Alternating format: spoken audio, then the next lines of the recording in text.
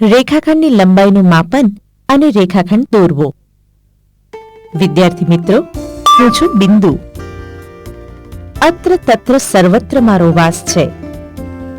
મારા વિશાળ પરિવારમાંથી થોડાક સભ્યોનો મેં આપને અગાઉ પરિચય કરાવ્યો છે. આજે ઓળખાણ તાજી કરાવું. જુઓ, આ છે રેખા, આ છે કિરણ, આ પણ કિરણ છે. બંનેને સાથે જોઈએ તો એક રેખા છે. તેથી બંને એકબીજાના વિરુદ્ધ કિરણો છે. જુઓ, રેખા એલ નો બિંદુ એ થી બિંદુ બી સુધીનો ટુકડો એ છે રેખાખંડ. એનું નામ છે એબી રેખાખંડ. બિંદુએ ઓળખાણ કરાવેલો એબી રેખાખંડ કેવડો છે? ચાલો આપણે તેની લંબાઈ માપીએ. એ અને બી બંને બિંદુઓ માપપટ્ટીની ધાર ઉપર આવે તેમ માપપટ્ટી ગોઠવો. હવે માપપટ્ટીને એવી રીતે ખસેડો કે જેથી શૂન્ય એ સાથે જોડાય. હા, હવે બરાબર. હવે બી સાથે કયો અંક જોડાય છે? 7, ખરું ને? માટે રેખાખંડ એબી ની લંબાઈ 7 સેન્ટીમીટર. માપપટ્ટી આ રીતે ગોઠવીએ તો જુઓ, અહીં એ સાથે 3 અને બી સાથે 10 સંકળાયેલા છે. આ બે અંક વચ્ચેનો તફાવત 7 થાય છે. તેથી રેખાખંડ એબી ની લંબાઈ 7 સેન્ટીમીટર. કોઈ વિદ્યાર્થી માપપટ્ટી આ રીતે ગોઠવે તો જુઓ, અહીં એ સાથે 13 નો અને બી સાથે 6 નો અંક સંકળાયેલો છે. તેમનો તફાવત 7 થાય છે. તેથી રેખાખંડ એબી ની લંબાઈ 7 સેન્ટીમીટર. આમ રેખાખંડના અંત્ય બિંદુઓ સાથે સંકળાયેલી સંખ્યાઓ વચ્ચેનો તફાવત એટલે રેખાખંડની લંબાઈ. મિત્રો, ખરેખર તો ડિવાઈડરની મદદથી જ રેખાખંડની લંબાઈ નક્કી કરવી જોઈએ. કંપાસ પેટીમાં રહેલું 2 અણીવાળું આ સાધન ડિવાઈડર છે.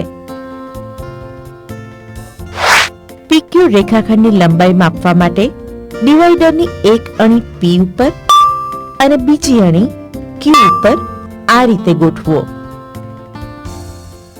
હવે બંને અણી વચ્ચેનું અંતર બદલાય નહીં તેની સાવચેતી રાખીને ડિવાઈડર ઊંચકો.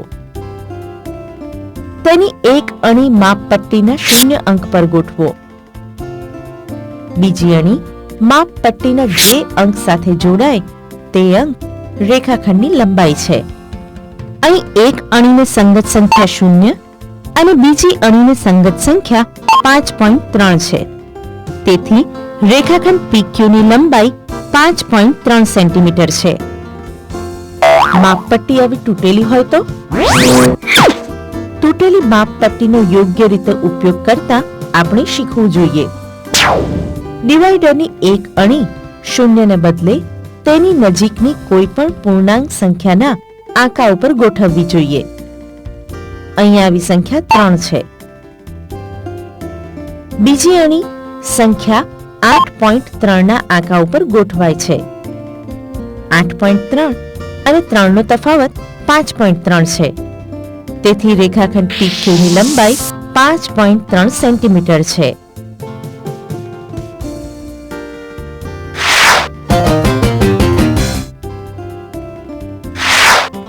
મિત્રો, આપણે આપેલા રેખાખંડની લંબાઈ માપતા શીખ્યા. નિશ્ચિત માપનો આપેલા માપનો રેખાખંડ કઈ રીતે દોરાય તે પણ સમજી લઈએ. આપણે 6.5 સેન્ટીમીટર લંબાઈનો રેખાખંડ દોરવો હોય તો કાગળ ઉપર માપપટ્ટી ગોઠવો. માપપટ્ટીના 0 અંકના આંકાને અડીને કાગળ પર એક ટપકું કરો અને ત્યાં X નામ લખો. માપપટ્ટીના 6.5 ના આંકાને અડીને કાગળ પર બીજું ટપકું કરો અને ત્યાં Y નામ લખો. X અને Y ને જોડતો રેખાખંડ દોરો. XY રેખાખંડ 6.5 સેન્ટીમીટર લંબાઈનો હશે. મિત્રો, ખૂબ ચોકસાઈથી રેખાખંડ દોરવો હોય તો પરિકરનો ઉપયોગ કરવો જોઈએ. જુઓ, આ છે પરિકર. ડિવાઈડરના બંને પાંખિયા અણીવાળા છે, પરંતુ પરિકરનું એક પાંખિયું ડિવાઈડર જેવું અને બીજું પાંખિયું અણીદાર પેન્સિલનું બનેલું છે. જુઓ, આ પેજ ખોલવાથી પરિકરમાં બેસાડેલી પેન્સિલ દૂર કરી શકાય છે. ફરી જરૂર હોય ત્યારે પેન્સિલ ગોઠવી પેચની મદદથી તેને સ્થિર કરી શકાય છે. આ ઉપરના સ્ક્રૂ વડે બંને અણી વચ્ચેનું અંતર વધારે ઘટાડી શકાય છે. આપણે 6.5 સેન્ટીમીટર લંબાઈનો રેખાખંડ દોરવાનો હોવાથી બંને અણી વચ્ચેનું અંતર 6.5 સેન્ટીમીટર રાખ્યું. હવે પરિકરની અણી રેખા L ના X બિંદુ ઉપર રાખવી. પરિકરને ઘુમાવીને પેન્સિલનો કાપો રેખા L પર મેળવવો. ત્યાં Y નામ આપવું. XY રેખાખંડ 6.5 સેન્ટીમીટરનો મળશે.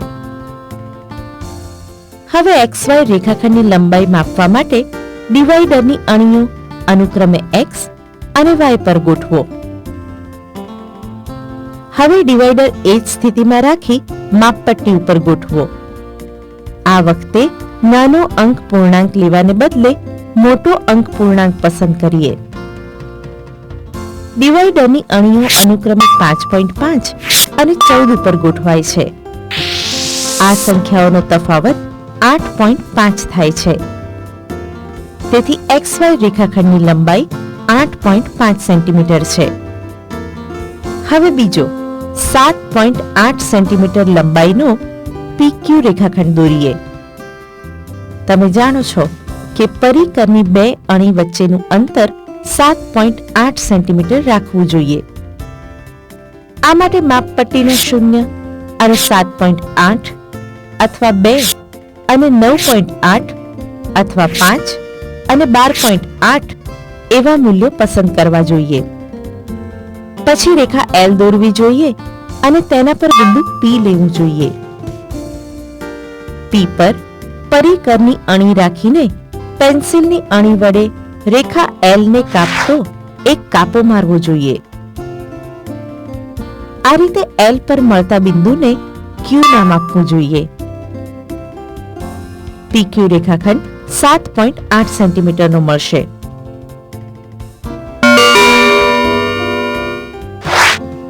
મિત્રો, આપણે આપેલા રેખાખંડની લંબાઈ માપવાનું અને આપેલા માપનો રેખાખંડ દોરવાનું એમ બે બાબતો શીખ્યા.